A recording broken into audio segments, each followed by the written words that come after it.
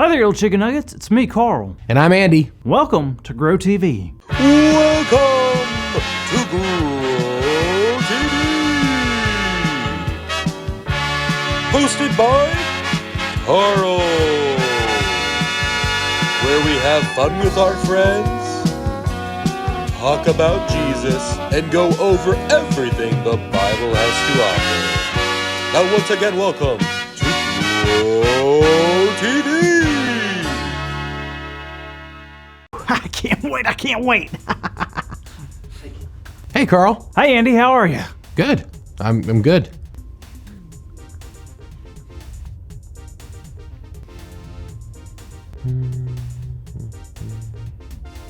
You gonna ask me how I'm doing?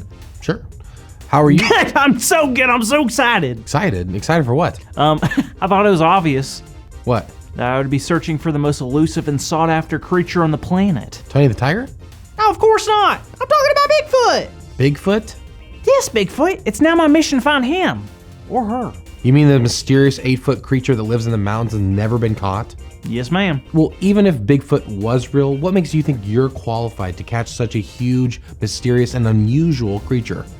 How about a letter from the guy who's in charge of the government? You mean the president? Yep. Well, if that was the case, I'd probably believe you, but I highly doubt the president of the United States would ever even... Wait, that letter's from the... President of the United States asking me, Carl, to lead the search for Bigfoot. Wow, Carl, I'm blown away. That's, I'm sorry I doubted you. That's crazy. No worries, Andy. I know it must have seemed pretty unusual. And that's our theme. Yeah, you definitely pulled a David on me. Yeah, sure. Wait, a David? What does that mean? Well, the story of David when he was anointed as king, it was very unusual for many reasons. Oh, in what ways? Well, let's look in 1st and 2nd Samuel. A David was a king, right? He was one of the most famous. Well, who was the king before David? Good question. He was a man named Saul. Oh, I remember him. He was the first king Israel ever had. That's right, but unfortunately, Saul was not a very good king. But God was going to give Israel a new king. All right, well, now it's time for King David. You better watch out, King Saul. There's a new king in town. Well, what do you mean, well? Well, yes, King David was a warrior, but before he was known as King David the Great Warrior, he was known first and foremost as Young David the Shepherd Boy. Whoa, really? He sure was. King Saul was handsome, he was tall, he was a good warrior. He was basically exactly what you think a king would look like. So you're saying I look like a king? Yeah, Carl, that's exactly what I'm saying. Carry on, my little subject. Well, God told Samuel, one of the prophets, that it was time to anoint a new king. What does it? What does anoint mean? It was a special ceremony type of thing that people would do specifically for people who were picked by God or anointed by God. Got it. So God told Samuel it was going to be David? Not exactly. God told Samuel to go to Bethlehem and find a man named Jesse. Hey, I know someone that was from Bethlehem. It was a name, it was like started with J. Is it Jesus? No. Okay, you keep thinking about it. Anyway, when Samuel got to Bethlehem, he found the man named Jesse, and he found all of his sons, except for the youngest son, and his name was David. But David wasn't there. What was he doing? Like I said before, he was a shepherd, so that means he was out taking care of the sheep. Awesome. So what happened next? Well, when Samuel realized that none of the sons there were the ones that he was sent by God to anoint, he asked Jesse if he had any more sons. So they went and got David? They sure did, and when Samuel met David, he knew that he was the one that God wanted to be the next king. That's so cool. So that's the end of the story? Not even close. You see, David was around 15 years old when he met Samuel. Wait, what? 15 years old? A king can't be 15 years old? That's a child. That's a baby boy, Andy. That's what made this so unusual. Not only was David really young, but he was the youngest son, and he wasn't even a warrior like Saul. He was just a boy who took care of sheep.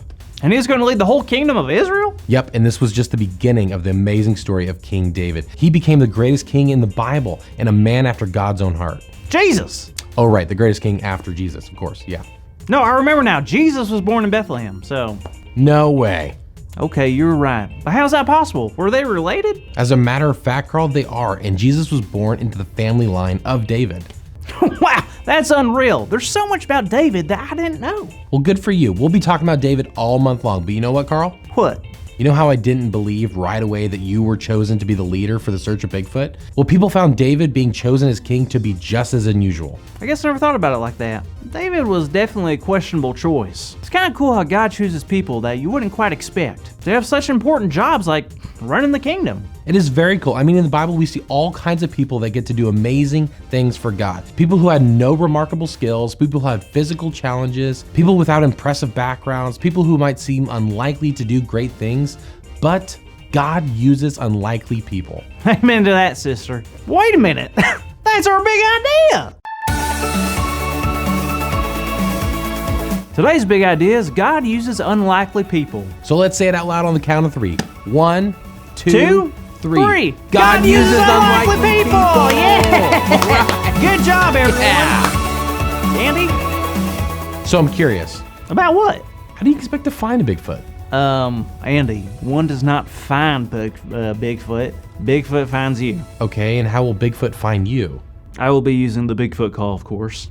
Oh, how do you do it? Let me show you. So basically, you have to put your thumbs kind of like that, gently cup your hand, and you just kind of like it's a tight squeeze, but not like too tight. Just kind of like and you just kind of you open it up a little, and you just go, "Here, Bigfoot. Here, Bigfoot." Well, I don't see how that won't work. Have a good week, kids. See you next time. Thank you for watching, and tune in next week for a new episode of Bro TV.